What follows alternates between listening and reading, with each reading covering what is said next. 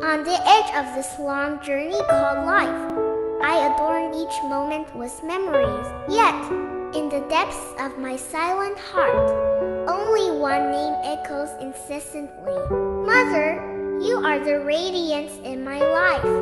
Your touch gentle, your love unmatched. When I weep, you stand by my side, patiently listening to my words. In your embrace, fear dissipates.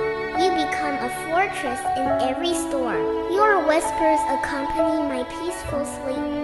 No one can replace your true love. Within your arms, I feel safe and awakened. You hold the world in an endless love. With the sunrise, you guide me towards the dawn. Strong and wise, you are my hero. But now, time separates us far apart. You departed, leaving memories in my heart. This longing remains unspoken. Only tears can depict the ache within. Even though you are no longer by my side, you live on in my memories forever. I miss your loving smile. In prayers and remembrances, we unite in prayer.